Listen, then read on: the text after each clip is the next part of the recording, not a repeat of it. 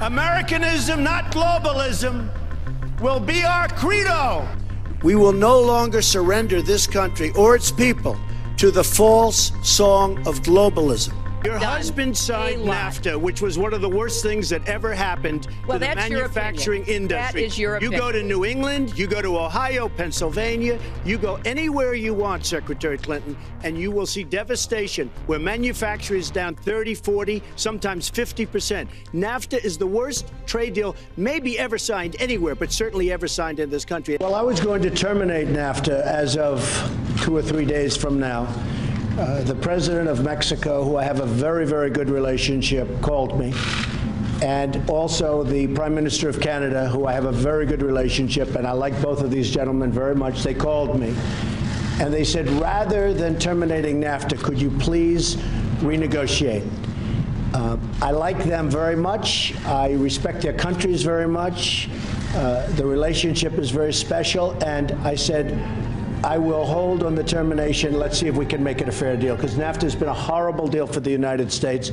It's been very good for Canada. It's been very good for Mexico, but it's been horrible for the United States.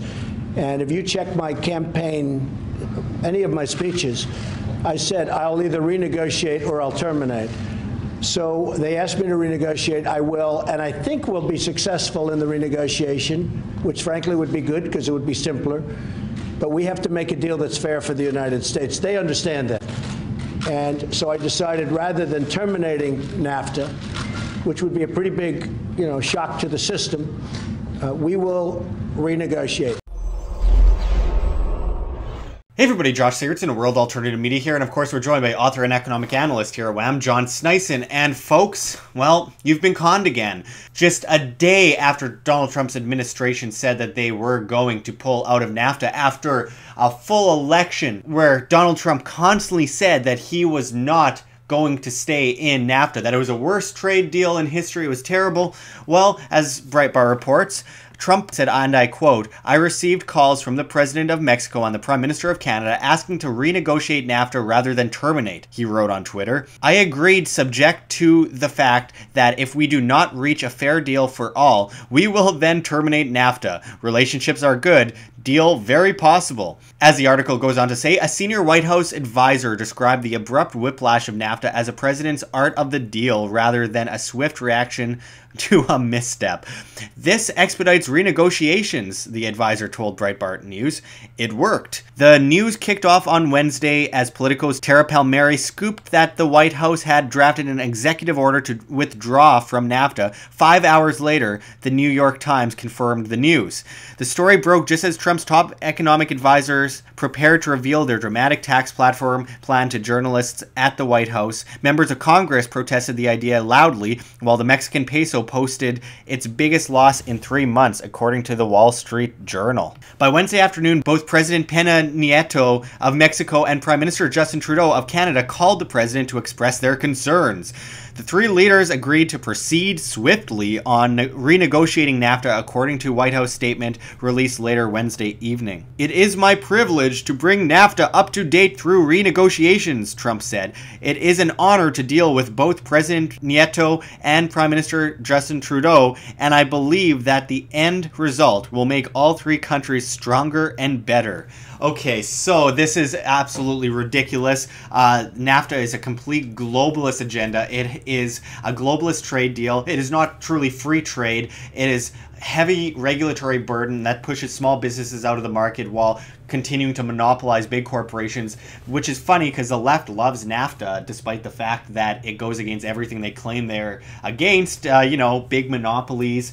But, of course, they look the other way when it's government regulations that are creating the monopolies. Trump is pulling off all the globalist ideologies, all the globalist notions that he railed against during the campaign. So, John, can you go into some of the insanity of NAFTA and why the North American Free Trade Agreement is basically just creating monopolies and destroying any remnants of free markets? Well, it's not just for free, creating these monopolies. A lot of these free trade agreements, the TPP, the TTIP, and all of these guys have a lot of written in implementations and clauses and so on that are hidden within it. Now, with NAFTA, of course, you have the Intellectual Property Act, where there's, for the motion pictures, certain cooperation to stop people from, pirating and so on. That has maybe a little bit to do with free trade, but it's in there. And of course, it has to do, it's environmental cooperation as well. Which, kind of like what we've talked about in the past with the Paris Climate Agreement. It kind of loops that whole it kind of works in squares and with the agreement, the Paris Agreement, of course. But this was at an earlier stage when they wanted to try to integrate it, but without telling the populace. And there's heavy focus on working with the tariffs and quotas on sugar, dairy, and poultry products, for example. Yeah, which we've had the headache of having to deal with in the news lately with this whole milk and soft lumber bogus stuff. And then, of course, you have the cooperation with the North Atlantic Trade Corridor that they've been working on. The TPP? You could show a picture of it here right now, the NAFTA corridor all the way up. Oh, the NAFTA highway, Winnipeg, of course, yes. From Mexico City up to Winnipeg. Yes. And then it spreads out, east to west from there. So that's just a couple of the hidden agendas within, of course, this trade deal that they don't talk to the populace about. They use it to then, of course, do power grabs on environmental issues. They use it, of course, to stop, smaller businesses. We were talking about this. To be able to trade in a certain way, because there's, the bigger businesses are the ones that have been able to sign on to a lot of these deals. They kind of hang it in front of people and say, well, this means that you truckers don't have to go through so much when you're going from place to place, which it really doesn't deter much of. And it also causes there to be, like I mentioned, monopolies on businesses in, say, Canada or the US or Mexico. And especially when different economies go down, that affects the other country as well. It's not a sovereign thing, it's a globalist thing, and it's a big part of their agenda for a North American Union as well, 100%. Which we've talked about a lot at WAM, where unfortunately a lot of people don't understand how terrible it is to have unelected governing. It's bad enough for a governing body, but an unelected governing body deciding things for you, like in the EU, in Brussels, at the EC, telling people what they can and cannot do. And it's a complete restriction of not just national sovereignty, but individual sovereignty, because you have a gigantic global governing power.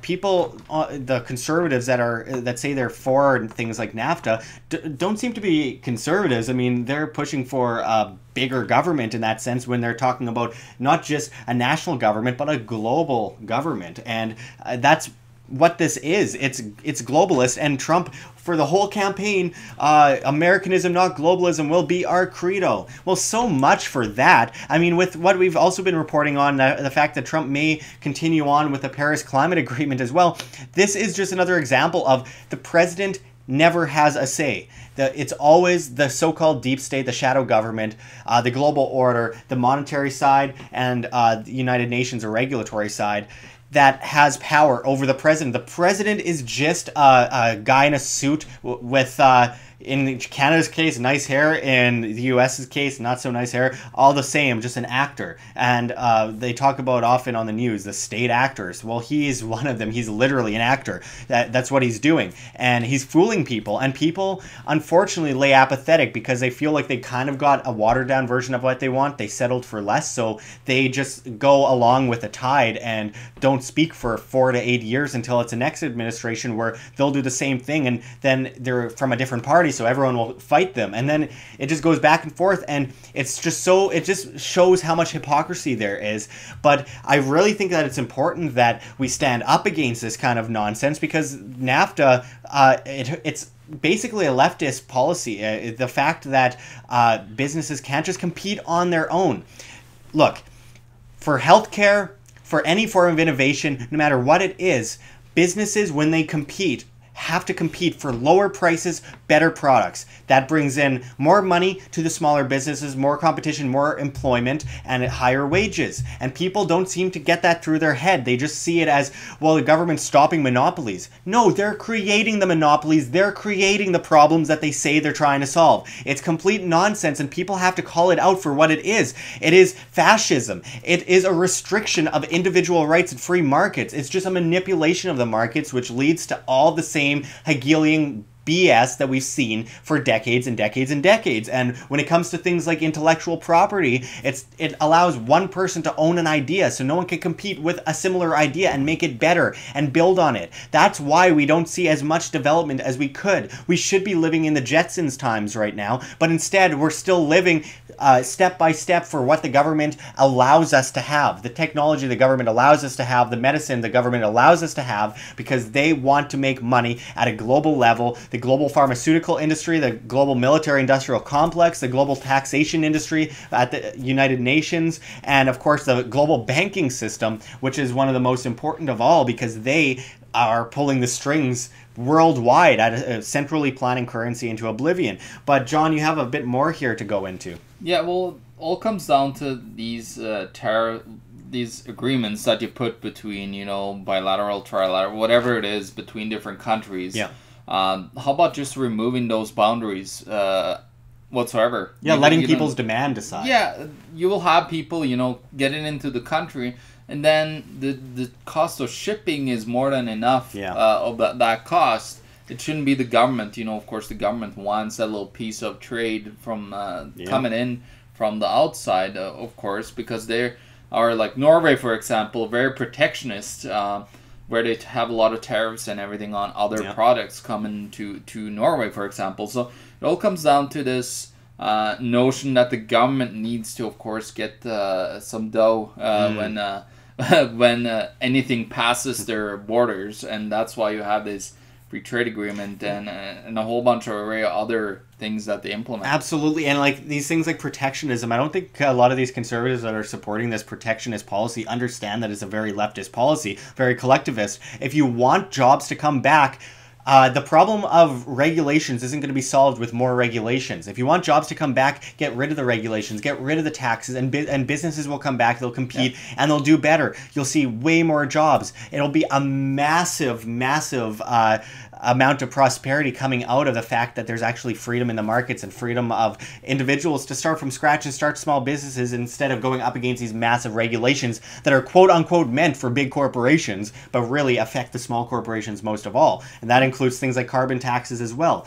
But people keep going on this protectionist ideology of, well, we need to have these nationalist regulations around the market so that other countries can't compete against us or we don't have to compete against them. That's not how it works. Those regulations stop your businesses from competing with each other and innovating and creating a better, freer market, a better world for when it comes to the amount of money that people are pulling in, for the GDP. All those things, those are deterred by these regulations. And if people want to see prosperity in the markets, they have to get rid of them instead of piling on more crap over and over and over again. I mean, the U.S. tax code, for example, is 72,000 plus pages long. I mean, who's going to read through that? I guarantee you there's not a human being. When it got implemented. Yeah, well, I don't think a single individual has ever actually read through all the pages. It's just like the Ten Commandments. Now we have a freaking huge Bible, but the tax code is by far so much bigger than the Bible. But it's all that implementation of that initial, the Ten Commandments, and then suddenly you have this thick Bible. Well, you have the one page also in the tax code, and now we have a thing that's probably 10 times bigger than the Bible. Yeah, well, I mean, the difference, of course, is that, like, for example, when it comes to the Bible, it's a voluntary contract with God, right? Yeah. Well, this whole idea of this massive tax code is that it's involuntary. Taxation is theft. It's extortion, and people don't have a say in it. But this is just one of the many reasons why the conservatives have gone full left. The liberals have gone even further left, if it's possible. And this is how countries turn into places like Venezuela, Zimbabwe, all these other countries in the world that are just going to crap, is because they overly regulate. They rule with an iron fist. It slowly builds up over time so people don't notice, and then it comes crashing down. Well, and they have their terrible fiat currency systems that they, of course, use wants to, enforce upon people. So they are getting poorer and poorer and poorer. Yeah. Now, of course, with the NAFTA, there's also a side agreement called the North American Framework Agreement, which is a bilateral trade agreement between Mexico, Canada, and the United States. They actually have swap lines between the central banks. Now, the one with the United States and Mexico, it's a $6 billion with the Federal Reserve and the Treasury each participating to $3 billion US. Canada and Mexico has a $1 billion agreement.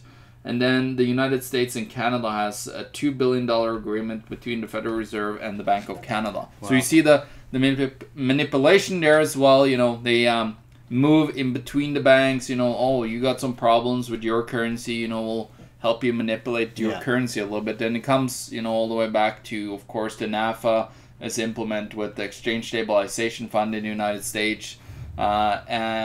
And it works, of course, trying to help other currencies not to get too over or undervalued, because then you would start to get a big crash in the monetary system. Absolutely. And I mean, this is really crucial for people to understand. I mean, of course, you're not going to hear about that on the news. NAFTA, I've never heard of it on the news. Actually, there's barely anything on Google when you look it up. But the fact is that people are being conned. People have to understand that. People have to stop falling for statism. People have to stop being fooled over and over again with the new king's better than the old king. I find that the most dangerous politicians are actually the so-called anti-establishment ones, because they fool people so easily. They get away with so much because they have people in a glassy-eyed daze of apathy and religious belief in them. Well, they're so angry at the status quo, so they're like, well, I'm going to vote in this guy. It sounds like a good guy. And people forget. People forget, well, obviously Obama was quote-unquote anti-establishment.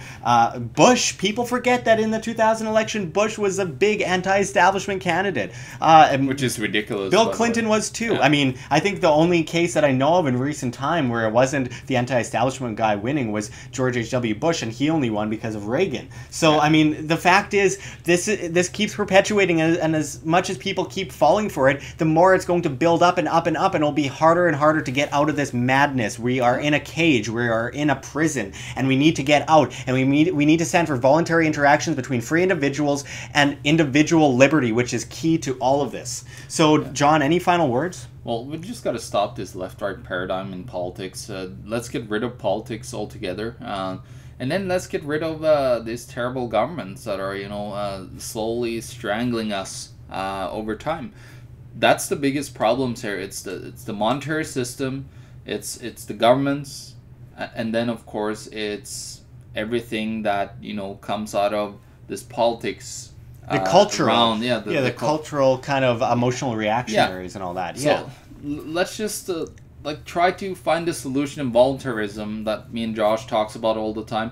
I think that's the only way we could get out of all of this, all these deals, all the work toward the dangers with World War III breaking out. We need to start to wake up as human beings, because if we don't, we're gonna repeat every single mistake that every single leader or human being before us have done. Absolutely. Well, thanks for going into some of this stuff, especially the North American Framework Agreement, which I'm sure a lot of you haven't heard of, and it's good that you hear about it because it needs to be researched and talked about. But until next time, check the links below. GoFundMe, Patreon. We can't do it without you. Any donation is very much appreciated, especially as we get over the top demonetized and censored by YouTube. Also, check our address in the description and the comments for Bitcoin, which you can scan on the screen if you please as well.